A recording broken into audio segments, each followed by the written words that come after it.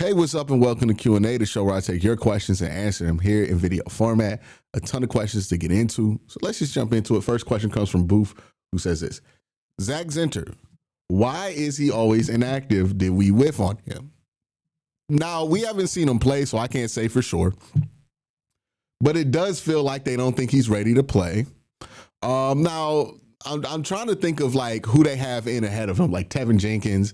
I think there's a chance here that Zack Zenter is kind of a victim or a casualty of the changeover in the offensive line room. So you remember we drafted Zack Zenter the same year that we hired Ken Dorsey on to be the offensive coordinator, and that the Browns were changing the offense around to kind of suit the needs of Deshaun Watson, and that the Browns brought in a new offensive line coach to kind of switch up the offensive line philosophy. It was a big controversial point to all the changes that they made in the 2024 season. So Zack Zenter was drafted as a result of that process. And as you know, we've talked about it on this show before, you know, the Browns will ask their position coaches what they want, especially in the mid to late rounds, and go get the guys that the position coaches want if they feel like they have, a similar kind of ideology on that player. And Zack Zenter, it might be the case that he was an Andy Dickerson pick and he was a fit to do a lot of the stuff that Andy Dickerson wanted to do, which was more zone, which was more kind of just winning with power instead of finesse. And because that's the case, he kind of fell out of favor when the Browns decided to go back to the old philosophy. That's why I think he might be a casualty of that. I think that's what I see when I see him inactive. Maybe he's just not very good at all, and that could certainly be the case. But I think he's also a kind of a victim of like the changeover in the offensive line room, and that herky jerk of reaction, right? Like when the Browns switched over from what they used to do to what they wanted to do with 2024, and then they switched back to what they wanted to do previous. He's the guy that kind of got left in the middle there. And that's why I think it's going on with him. He's kind of a man with no island right now, because he was brought in to do something that now the Browns have moved away from. So, it's tough. And this is why continuity is important. This is why you got to be very careful with the changes that you make and make sure that those are going to be long-term changes, because stuff like this is how players get drafted here but don't have their best seasons here, right? Like if you look at the era where that was happening a lot, especially before 2020, where we would see guys have their career years that were drafted in Cleveland or signed as UDFAs in Cleveland, but somewhere else they have their best years. It's because constant changeover, it creates people who are kind of lost in the margins, and it looked like Zack Zenter is the guy who got lost in the margins from all of the changeover that happened with the offensive line room, and I hope that he finds his way back, but that's kind of what I see. Devin Carroll says, hey, Q, just wondering what it is that people are so hyped about with Sanders. We know two things. The Browns see him as not ready and worse than Dylan, but also that this offensive scheme isn't going to help him. I personally don't see Shedeur changing anything about this offense's identity and even how many points they will put up on Sundays. Am I missing something when it comes to him as a player? I think the hype about Sanders is, one, to some people, they still view him as a top 5 pick. Now, you watch my channel, I've never viewed Shedeur as a top 5 pick. I thought that Shedeur was certainly like a day 2 grade, a late first round grade, but not really a top 5 pick, right? So there are some people who think he's a top 5 pick, and they have all the hopes that you would have for somebody who's a top 5 pick. So they kind of live in this world where Shedeur is actually a top 5 pick. He just didn't go in the top 5. He went in the 5th round instead of in the top 5. And I think that's why there's a lot of hype around Sanders. Also, you know, he's the last unknown in the Browns quarterback room. We know what Dillon Gabriel is. We know what Bailey Zapp is. We know what Joe Flacco was, right? Like, you know, Deshaun Watson, there's not much mystery there. So he's the last guy there's any mystery with. So a lot of people are going to funnel their hope into Shedeur Sanders, hoping that pays off. So I think that's why there's hype around him, is because he's the last guy that you can even throw some hope behind. If you're a fan that's still trying to remain hopeful about getting a positive result from this season that's not draft oriented. But, you know, I don't think he is the kind of talent that's going to overcome the problems that the Cleveland Browns have on offense. And that's no slack to Sanders. Like, I think it's been true for every quarterback that's played for this team this year. I mean, we watched Joe Flacco come in his first game. He was fine. And then by the end of his four-game stretch here in Cleveland, he looked worse than he did when he started. Dillon Gabriel, his first start was fine. By the end of his first 4 games here, he looks way worse than he started. You know, the offense is a problem. The structure of it is a problem. The inflexibility of it is a problem. The predictability of it is a problem. And that problem is not going to go away unless you have like a top 7 quarterback operating it. Now, maybe it might be the case that Shedeur is secretly a top 7 quarterback and the Browns decide to put him on the bench. If that's the case, then woo-hoo, happy days. We have a top 7 quarterback and we could fire everybody who put him on the bench. But if that's not the case, which is the most likely scenario by a significant margin, Shedeur is going to become a victim. Well, not a victim, but he's going to become he's going to be susceptible to the same things that got Dillon, to the same things that got Joe Flacco. You know, the problems that you're going to have to deal with as the quarterback of the Cleveland Browns right now are just bigger than what we have the talent to address or to overcome in the quarterback room. And I think that goes for everybody in the room. Are there levels to it? Is Dillon better than this guy? I don't know. But, you know, it's just going to be what it's going to be unless you got like one of those dudes. This offense, the lack of talent on it, the amount of predictability that you have, and the lack of gravity that we have with anybody on this offense is just going to create issues. You know what I mean? Like for any quarterback that's in there that's not elite. And that's just what it is. And you know, I know when I say that, people go, "Oh, well, you're hating on Shedeur," or maybe they think I'm hating on Dillon, or whoever they think I'm hating on this week. But it's just the reality of it. The Browns' issues on offense are bigger than most quarterbacks can overcome, and that's just what it is. Tim Jones says, "Great job as usual. My question is about Jim Schwartz's defense. Do you find the scheme aggressive but simple? It seems like it's a simple misdirection always hurts this defense." I will push back on that a little bit. Like, it's not like all you got to do is an end around, even though it feels like that sometimes. You got to have some success against Jim Schwartz's defense in order for those end arounds to work, right?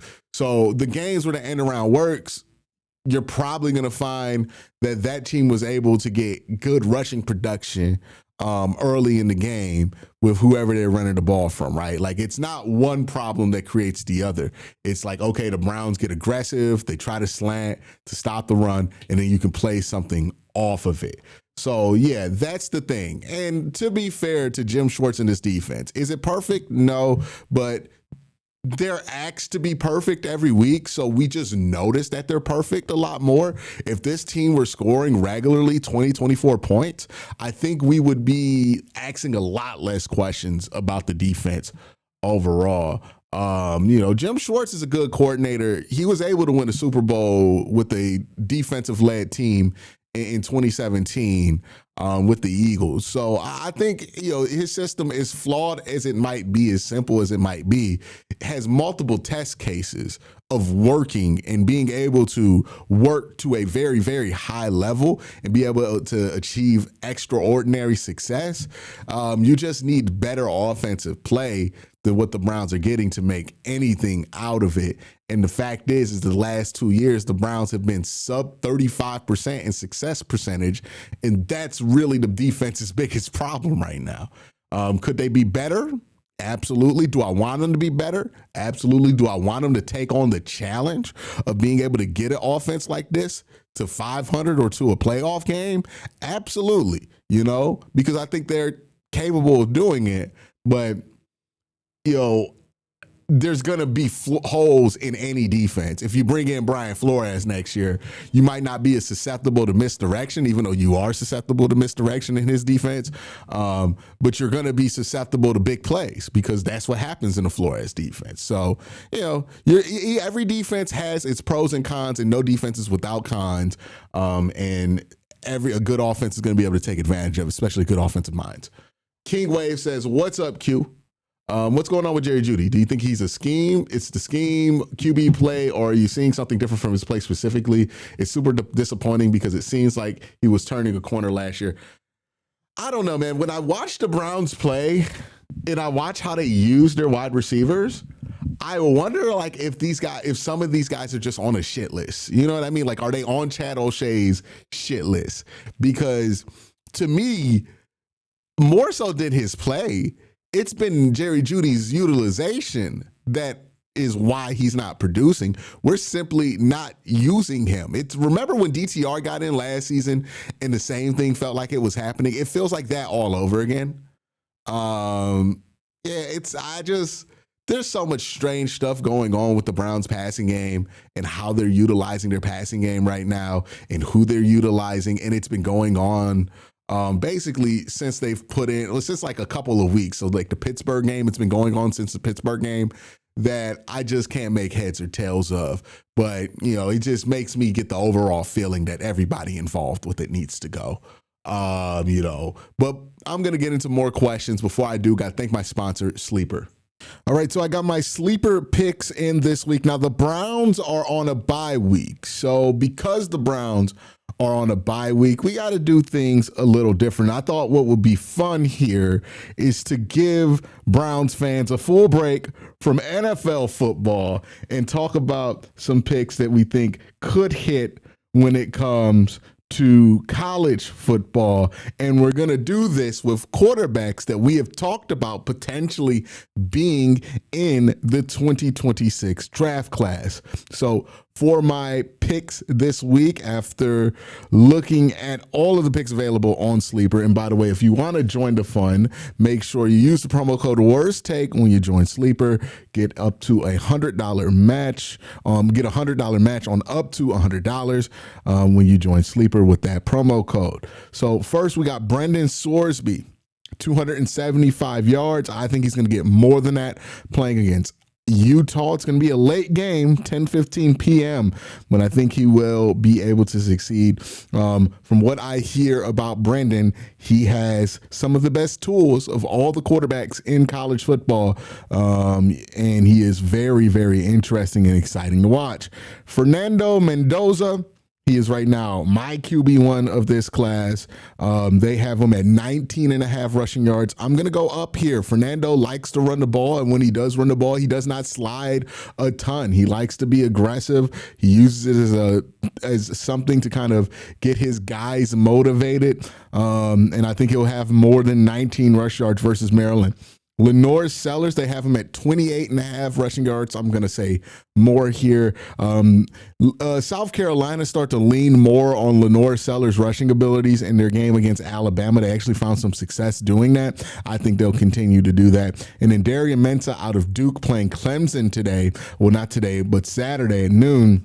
I have him over a passing touchdown and a half, so 2 passing touchdowns. He's been lighting it up. He's been a fun guy to watch. But those are our picks, the 2025, 2026 draft. And if you want to join the fun, make sure you join Sleeper. Use the promo code WORSTTAKE.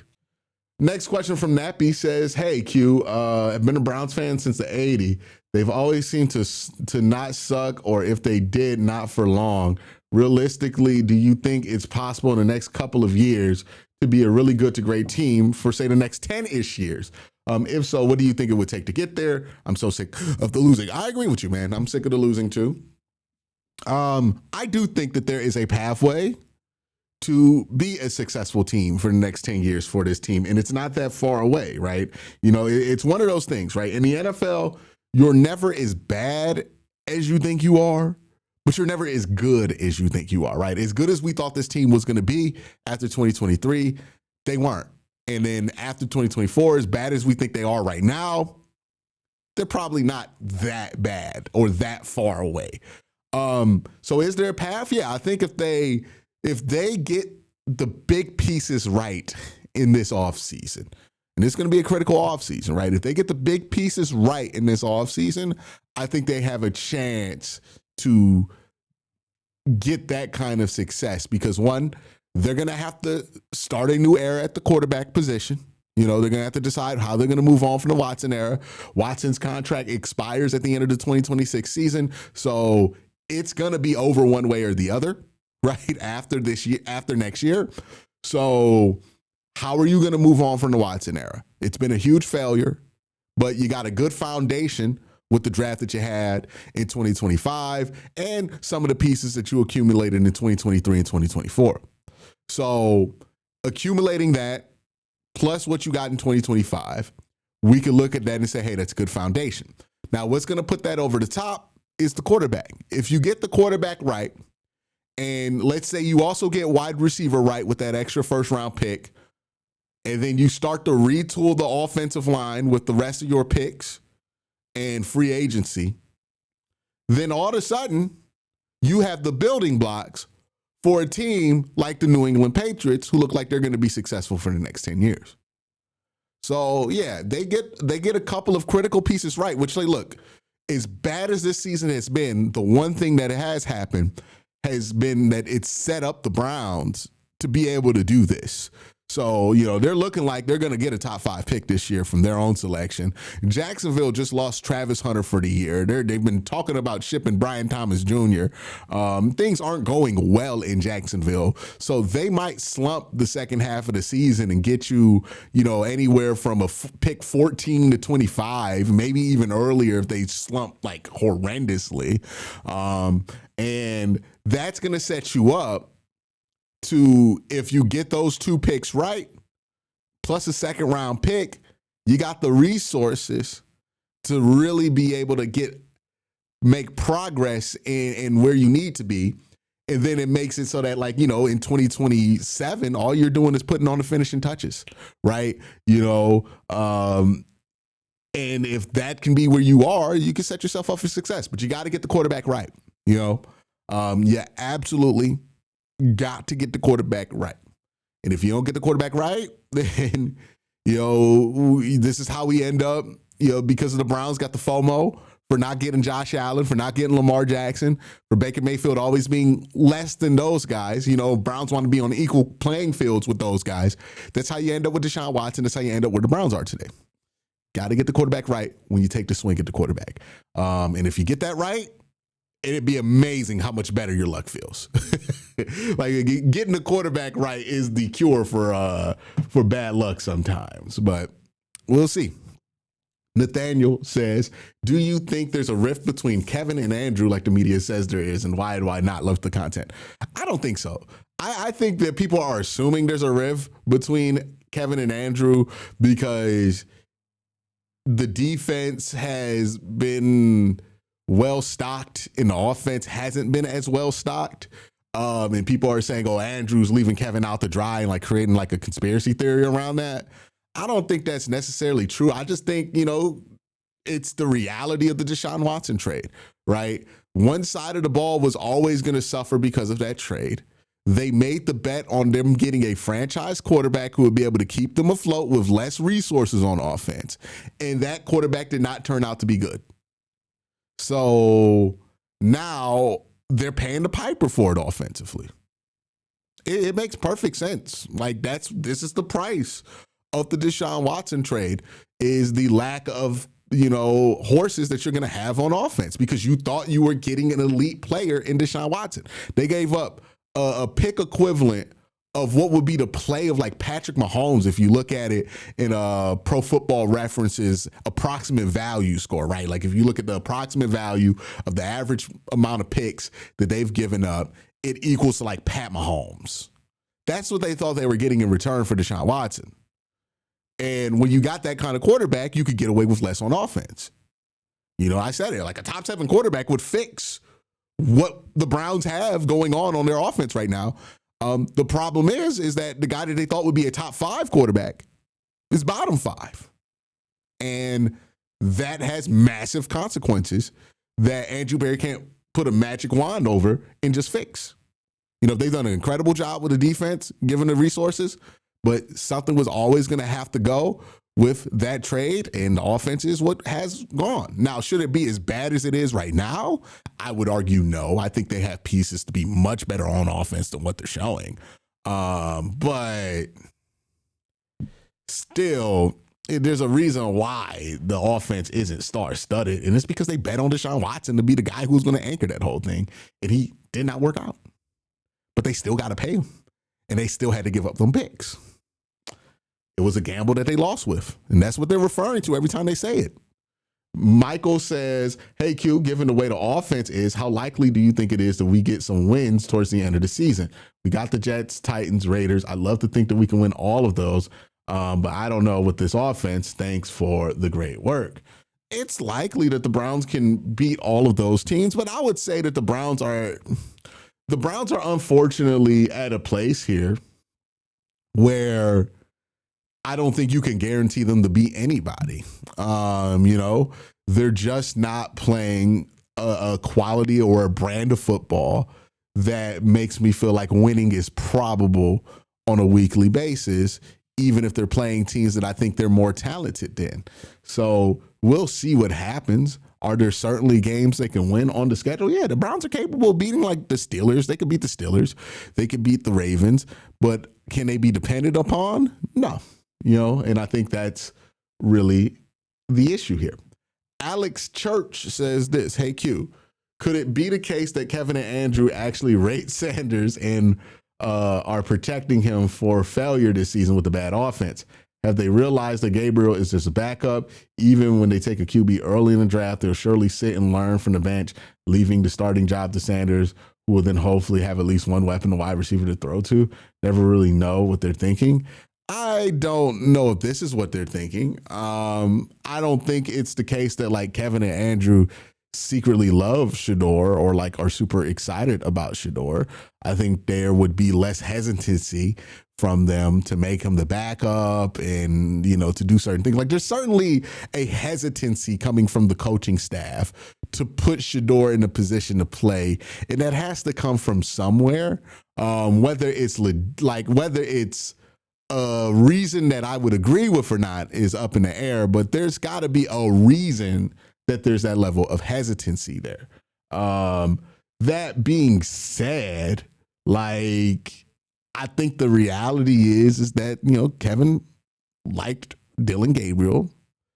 He wants to give him a shot. And Andrew saw the value in Shedeur and didn't want to just let him sit there in the 5th round. So he took Shedeur in the 5th round as kind of a project, right? The new Kellen Mond, right? I know a lot of people want this to be, he's like the next top 5 pick. But I think Kevin and the Browns internally view this just like they view the Josh Rosen thing, just like they view the Kellen Mond thing, just like they viewed all of these other projects that they have brought in at the quarterback position to see if there's anything there on, right? To kick the tires on and see if there's anything worthwhile there. They always go after like former highly touted draft picks that they can get for super cheap at the quarterback position. They kick the tires on them and they see what's there. It's not that much different. I think this is the exact same thing, right, that they're doing. Now, will the results be the same? I would hope not, right? I would hope the result would be better than Kellen Mond or Josh Rosen or anything like that. Those guys didn't even play in the regular season. But I think the philosophy is very similar, right? Like this is the same area where they took DTR.